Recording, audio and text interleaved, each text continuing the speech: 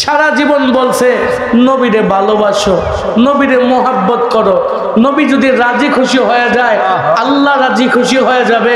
আল্লাহ যদি রাজি খুশি হয়ে যায় তাহলে তোমার দুনিয়াতে কোনো ভয় থাকবে না, আখিরাতে কোনো ভয় থাকবে না। কথা বলেন ঠিক না বেঠিক?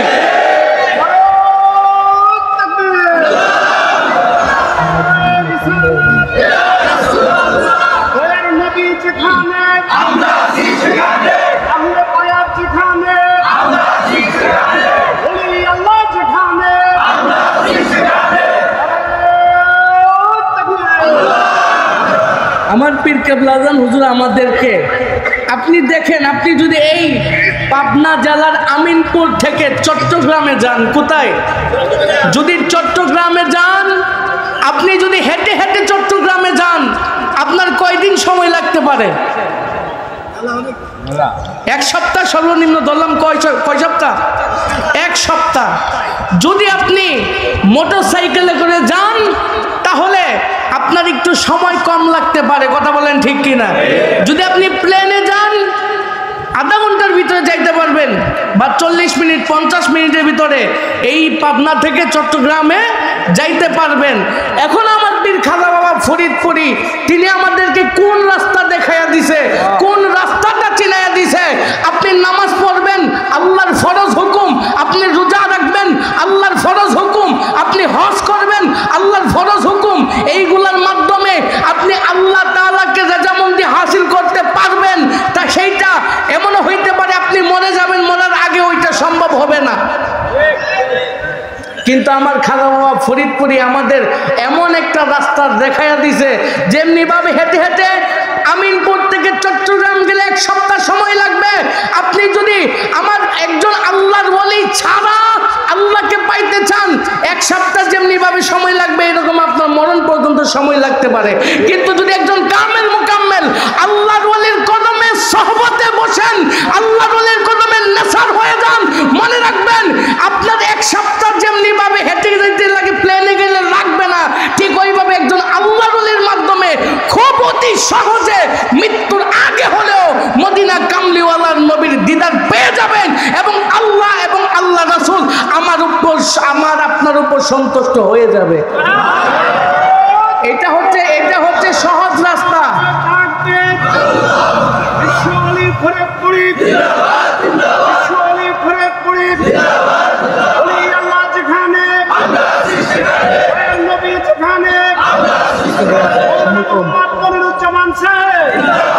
সময় কম, এত তাকবীর দিলে হবে না।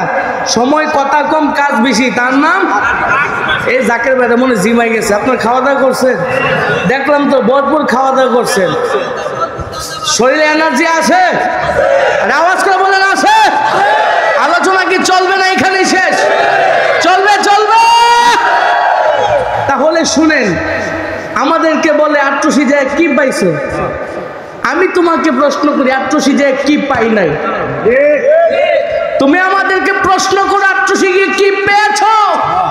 আমি বলবো আমি আট্রসি গিয়ে কি পাই নাই। আরে আট্রসি তুমি যেটা গিয়ে তুমি সারা দেশ ভ্রমণ করে তুমি যেটা পাইবা না, সেইটা আমি আট্রসি এই বাংলাদেশের জমিনে ছোট্ট একটা ক্ষুদ্র গ্রাম আট্রসি, যে আট্রসি গ্রামে গিয়ে আমি এমন একজন মহাকামেল পেয়েছি, যে মহাকামেলের মাধ্যমে আমি আমার আত্মাকে আত্মশুদ্ধি অর্জন করেছি। কথা বলেন ঠিক না ঠিক? তুমি বলতেছো আট্রসি গেলে কি হয়? আরে আট্রসি গেলে কি হয় সেটা মজা বুঝবা না, আট্রসি যাও তারপরে বুঝবা কত মজা। কথা বলেন ঠিক কিনা? কত মানুষ আমার হুজুরকে গালি দিয়েছে, তাতে আমার হুজুরে কিছু গেছে? কিছু আসছে না। হুজুর বলছে বাবা দেখ গালি, তাতে কি আসে যায়? তাতে আমার কিছু যায় আসে?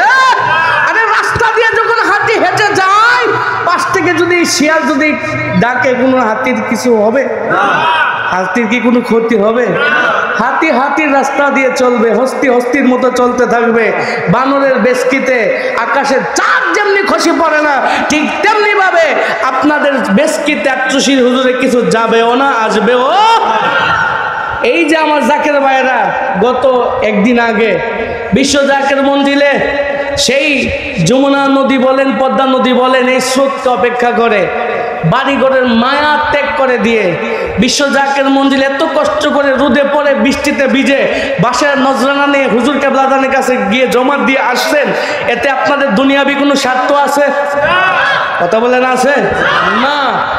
কেবলাদান হুজুর বলেছে, বাবা কঠিন খেদমতের মাধ্যমে আপন পীরকে রাজি খুশি করা যায়। কথা বলেন ঠিক কিনা? আর সেই খেদমত আপনারা করেছেন। আপনারা আমার বয়সে অনেক বড়, কেউ আমার বাবার বয়সে, কেউ আমার দাদার বয়সে, আপনারা আমার থেকে বেশি আমার হুজুর কেবলাদান সম্পর্কে জানেন।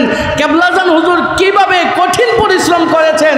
গতকালকেও আমি যখন দরবার শরীফের নসিহত শরীফ পাঠ করতেছিলাম, ওই নসিহত শরীফের মধ্যে কেবলাদান হুজুর লিখেছেন, বাবা আমার যখন মনে পড়ে আমার পীরের দরবারে আমি যেই সাধনা করেছি, যেই গোলামি করেছি, এই কথাগুলো যখন আমার এখনো মনে হয়, বাবা আমার শরীর শিউরিয়ে ওঠে। কতটা কঠিন কাজ করেছে। নিজের জীবনের মায়া করেছে, সন্তানের মায়া করেছে, পরিবার পরিজনের মায়া করেছে, আর সব কিছু ত্যাগ করে দিয়ে আপন পীরের কদমে কোরবান হয়ে গেছে। এমনি এমনি একজন জগৎ বিখ্যাত আল্লাহর ওলি হয় নাই। আমার ভাই, মোহাব্বতের ভাই, তিনি বলেছেন আট্রসি একটা ক্ষুদ্র গ্রাম, কিন্তু এখন গিয়ে দেখেন ওই গ্রাম আর সাধারণ কোনো গ্রামের মধ্যে সীমাবদ্ধ নয়। ওই গ্রামে এখন আল্লাহ তাআলা এত রহমত, এত নিয়ামত ঢেলে দিয়েছে, যেইখানে কোটি কোটি মানুষের মেহমানদারি হয়। যেই জায়গায় হিন্দুদের রাজত্ব ছিল, আজকে সেই জায়গায় কারা আছে? আল্লাহর ওলির দরবারে লক্ষ লক্ষ মানুষ নামাজ আদায় করে। আপনি বলতেছেন আট্রসি গিয়ে কি পাইলাম?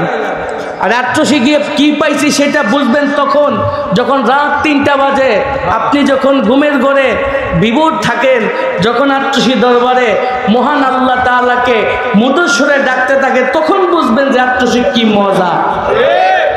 কিভাবে ডাকে একটু সবাই ডাকেন না, এই আল্লাহ ইয়া রহমান ইয়া রহিম ইয়া আল্লাহ ইয়া রহমান ইয়া।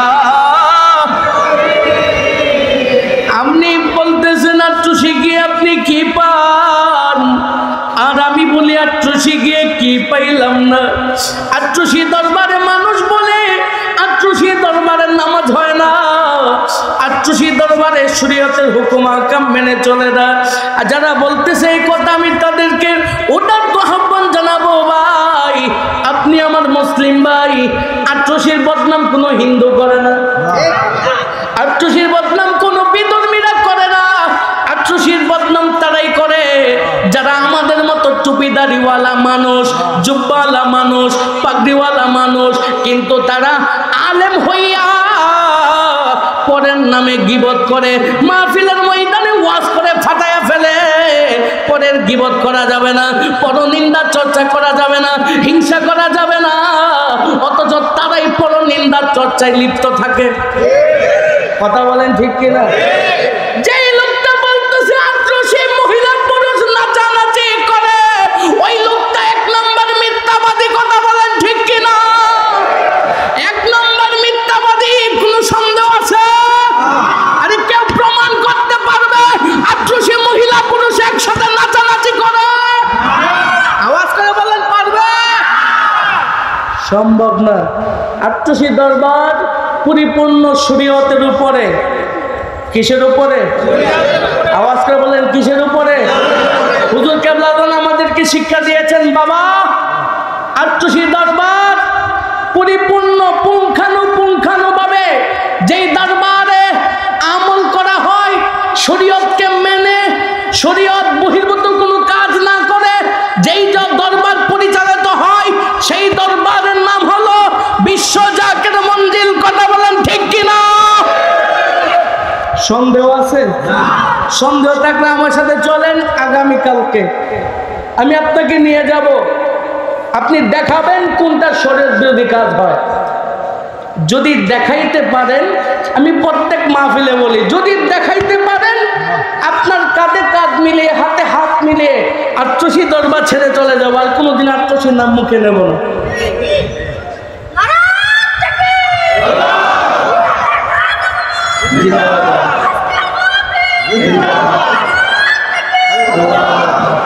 জজবাসে বাইস্তার এরকম আমি দেখি। আমার আলতাফ ভাইয়ের প্রতি আমার এত ভালো লাগে, তিনি দরবার শরীফে যে কোনো অনুষ্ঠান হোক, যে কোনো কর্মকাণ্ড হোক, সন্তানগুলাকে সাথে নিয়ে যায়। আজকে আমি আরেকটা কথা বলে যাই, বেয়াদবি মাফ করবেন। অনেক জাকের ভাইরা বলে আমি 30 বছর 40 বছর 50 বছর দরবার শরীফে গোলামি করি, কিন্তু 40 বছর 50 বছরের গোলামি বৃথা হয়ে যাবে যদি আপনার বংশের মধ্যে, আপনার সন্তানের মধ্যে যদি কেউ দরবারমুখী না হয়। বলেন, আফসোস করেন, ভাইজান আমার মেয়েটাকে আমি দরবার শরীফ নিয়ে যাইতে পারি না। কেন? মেয়ের জামাই ওয়াহাবি। মেয়ের জামাই কি অন্য দল? হাইছেন না, বাস্তবিক কথা। বলে ভাইজান আমার ছেলেকে আমি দরবারে নিয়ে যাইতে পারি না।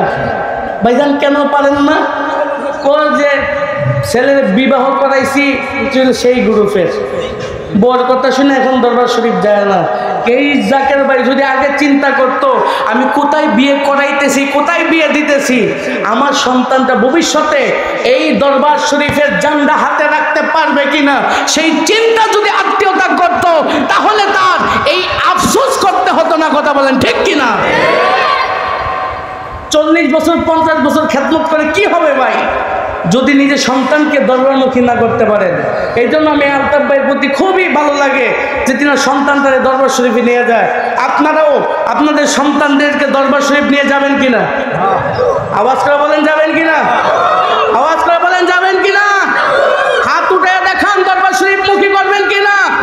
নারে তাকবীর, নারে রিসালাত, খাজা বাবা ফরিদপুরি, বিশ্বলি ফরিদপুরি। আল্লাহ কবুল করুন, সকলে বলেন আমিন। আমার কথায় কি বেজার হচ্ছেন? বেজার হচ্ছেন?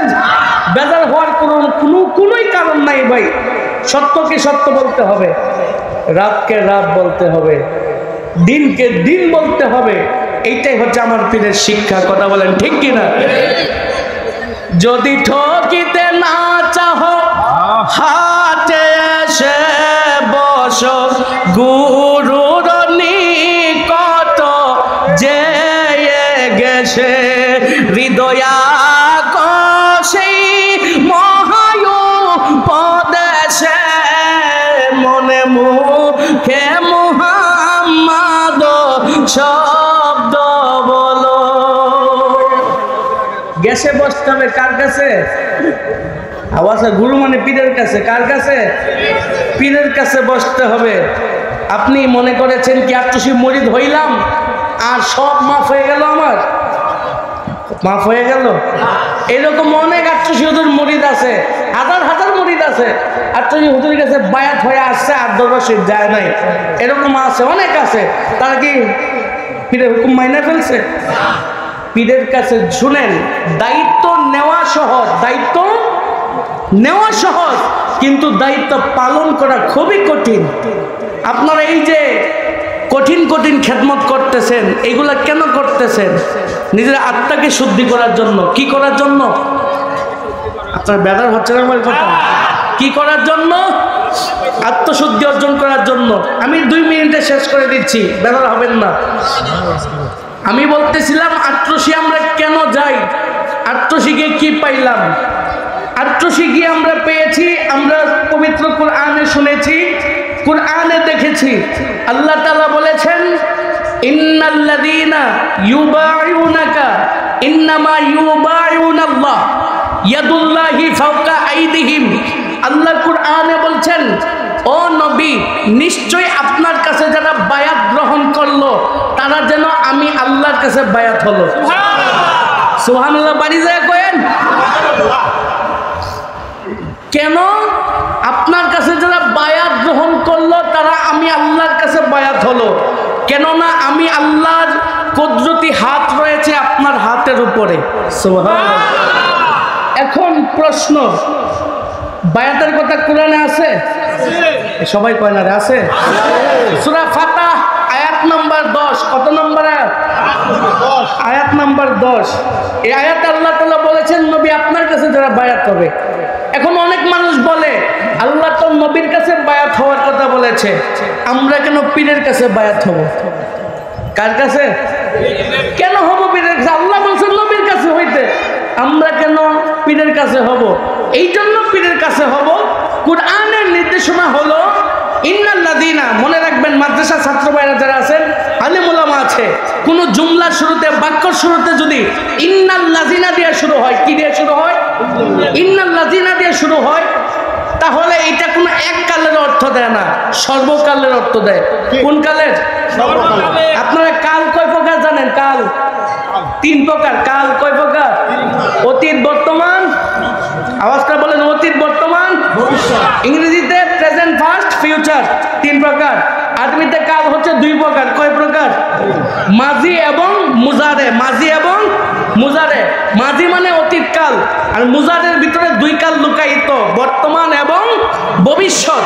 যদি জুমলার শুরুতে বাক্য শুরুতে ইন্নাল্লাযীনা দিয়ে শুরু হয়, তখন এইটা এক কালের অর্থ দেয় না, সব কালের অর্থ দেয়। তার মানে আল্লাহ তাআলা এই আয়াতে কারিমা দিয়ে বুঝাইলেন, ও নবী আপনার কাছে যারা বায়াত হবে এবং হচ্ছে এবং কিয়ামত পর্যন্ত যারা বায়াত হবে, তারা যেন আমি আল্লাহর কাছে বায়াত হলো। বুঝবেন? পয়েন্ট বুঝবেন? কিয়ামত পর্যন্ত বায়াত হওয়ার কথা হলো কোরআনের ঘোষণা। নবীজির কাছে বায়াত হবেন কিভাবে? নবীজি কি শরীয়তে আছে? কথা বলেন, আছে? নবীজি জিন্দা, হায়াতুন নবী। আহলে সুন্নাত ওয়াল জামাতের আকীদা হলো আল আনবিয়াউ আহইয়াউন ফি কুবুরিহিম ওয়া ইউসাল্লুন। সমস্ত নবীরা নিজ নিজ রওজা মুবারকে জিন্দা, এতে কোনো সন্দেহ নাই। কিন্তু নবীজি তো শরীয়তে আমাদের কাছে নাই, তাহলে কার কাছে বায়াত হবে? যারা বলতেছে আল্লাহ বলছে কুরআনের নবীর কাছে বায়াত হওয়ার জন্য, পীরের কাছে কেন বায়াত হব? এখন আমি আপনাকে প্রশ্ন করলাম, নবীজি তো শরীয়তে আমাদের মাঝে নাই, তাহলে আমরা বায়াত হব কার কাছে? কিন্তু আল্লাহর হুকুম তো কিয়ামত পর্যন্ত বায়াত চলবে। কোন পর্যন্ত চলবে? কিয়ামত পর্যন্ত বায়াত চলবে। এই জন্য আল্লাহর হাবিব সাল্লাল্লাহু আলাইহি ওয়াসাল্লাম আমাদের মাঝে খলিফা নিযুক্ত করে গেছেন। সুবহানাল্লাহ বলেন না? ইসলামের প্রথম খলিফা হযরত আবু বকর সিদ্দিক রাদিয়াল্লাহু তাআলা আনহু, হযরত ওমর রাদিয়াল্লাহু তাআলা আনহু, হযরত উসমান জিন নুরাইন রাদিয়াল্লাহু তাআলা আনহু, মাওলায়ে কায়নাত আলিউল মুর্তাজা কাররামাল্লাহু ওয়াজহাহু, তিনার পরে খেলাফতের দায়িত্ব হযরত ইমাম হাসান রাদিয়াল্লাহু তাআলা আনহু, তারপরে হযরত হুসাইন রাদিয়াল্লাহু তাআলা আনহু, তারপরে হযরত জয়নুল আবেদিন রাদিয়াল্লাহু তাআলা আনহু, তারপরে ইমাম বাকের, ইমাম জাফর সাদেক। এইভাবে আস্তে আস্তে আব্দুল কাদের জিলানী, একটা শাখা গেছে হযরত খাজা মঈনুদ্দিন চিশতি, আরেকটা গেছে হযরত খাজা বাহাউদ্দিন নকশবন্দি। বাহাউদ্দিন নকশবন্দির দিকে আরেকটা শাখা এসেছে হযরত মুজাদ্দেদ আল ফেসানি। হযরত মুজাদ্দেদ আল ফেসানি হতে হতে হযরত নূর মোহাম্মদ নিজামপুরি, তার হতে হতে আস্তে আস্তে হযরত শাহ সুফি ফতেহ আলী ওয়াইসি, তার কাছ থেকে আস্তে আস্তে হযরত শাহ সুফি সৈয়দ ওয়াজিদ আলী, তার কাছ থেকে আস্তে আস্তে হযরত খাজা শাহ সুফি এনায়েতপুরি, তার কাছ থেকে খেলাফতের দায়িত্ব এসেছে আমার পীর খাজা বাবা ফরিদপুরীর কাছে। কথা বলেন ঠিক না বেঠিক? আমরা এখন কোথায় বায়াত হব? আল্লাহর ওলির কাছে। নবীজির শরীয়তে নাই, যার কাছে নবীর খেলাফতের দায়িত্ব এসেছে তার কাছে আমরা বায়াত হব। কথা বলেন ঠিক কি না? এখন দেখবেন অনেকে আবার পীর দাবি করে, তাদের কোনো সাজদাই নেই। কি নাই? কথা বলেন না, কি নাই? সাজদা শরীফ নাই। সাজদা মানে হচ্ছে যে যার কাছ থেকে খেলাফত পেয়েছে একবার নবীজি পর্যন্ত, এরকম হলে হবে। দেখবেন আমাদের দরবার শরীফে সংক্ষিপ্ত ওজিফা আছে না? সংক্ষিপ্ত ওজিফার মধ্যে দেখবেন সুন্দর করে আমাদের সাজদা শরীফ দেওয়া আছে। নবীজির পরে কে খেলাফত প্রাপ্ত, তারপরে কে কিভাবে বিশ্বলি খাজা ফরিদপুরীর কাছে এসেছে। এই সিলসিলা বা দ্বারা যদি না থাকে মনে রাখবেন সেটা ভণ্ড। সেটা কি বন্ধ। আমাদের সিলসিলা আছে, জাকের ভাইয়া জবান খুলে বলেন আছে। আমরা হক সিলসিলায় আছি, এতে কোনো সন্দেহ আছে? সন্দেহ রাখা যাবে? কথা ক্লিয়ার? আমি আলোচনা শেষ করে দিচ্ছি। আমার ভাই মাওলানা ওমর ফারুক মুজাহিদি সাহেব তিনি আপনাদের সামনে আলোচনা করবেন। আরেকটা কথা শেষ বলেই ফেলি, না বললে নয়। আত্মশিক কেন যাই এটা পরিপূর্ণ হইল না, পরিপূর্ণ হবে কিভাবে? এখন দেখেন আল্লাহ তাআলা নবীজির সিনার মধ্যে নূর ঢেলে দিয়েছে, এতে কোনো সন্দেহ আছে? মেরাজের রজনীতে আল্লাহর হাবিব সাল্লাল্লাহু আলাইহি ওয়াসাল্লামকে আল্লাহ তাআলা উর্দু জগতে নিয়ে গিয়েছিলেন কিনা? মেরাজের রাত্রে নিয়েছিলেন, আল্লাহর বাড়িতে নিয়েছিলেন। ওইখানে আমার আল্লাহ নবী পাকের সিনার মধ্যে নূর ঢেলে দিয়েছে। কি ঢেলে দিয়েছে?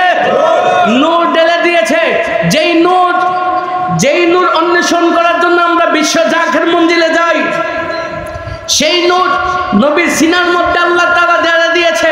সেই নূর এসেছে হযরত আবু বকর সিদ্দিকের সিনায়, সেই নূর এসেছে হযরত উমরের সিনায়, সেই নূর এসেছে হযরত আলী রাদিয়াল্লাহু তাআলার সিনায়, সেই নূর এসেছে ইমাম হাসান ইমাম হুসাইন রাদিয়াল্লাহু তাআলা আনহুমা তিনাদের সিনায়। এইভাবে আস্তে আস্তে বিশ্ব জাকের মঞ্জিলের পীর খাজা ফরিদপুরীর সিনার মধ্যে যেই নূর এসেছে, সেই নূর অন্বেষণ করার জন্য, সেই নূর আহরণ করার জন্য, পীর কেবলা জানের ইত্তেহাদি তাওয়াজ্জু আমরা অর্জন করার জন্য বিশ্ব জাকের মঞ্জিলে গিয়েছি। যেই ইত্তেহাদি তাওয়াজ্জু বলে লক্ষ লক্ষ কোটি কোটি মুর্দা আব্দালকে আমার আল্লাহ জিন্দা করে দিয়েছে।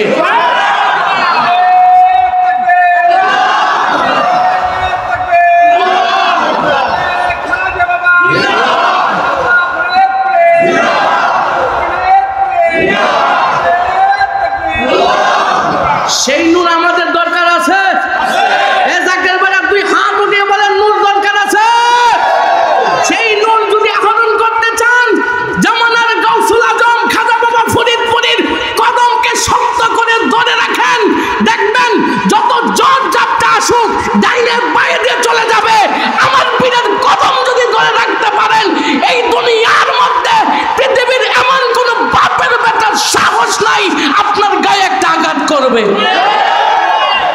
পীর কেবলা আজান হুজুরের পক্ষ থেকে মাননীয় খাজা মিয়া ভাইজান মুজাদ্দিদি সাহেব এবং খাজা বড়চাঁদ আজান মুজাদ্দিদি সাহেবের পক্ষ হতে যখন যেই হুকুম আমাদের আসবে, বিনা দ্বিধায় বিনা চাওয়ায় আমাদের পালন করতে হবে। রাজি আছেন ইনশাআল্লাহ? আল্লাহ তাআলা আমাদের সকলকে কবুল করুক। সকলে বলেন আমিন। আওয়াজ করে বলেন আমিন। আজকে আমি আপনাদের উপরে খুব ভালো লেগেছে, আপনাদের আন্তরিকতা ভালোবাসা দেখে।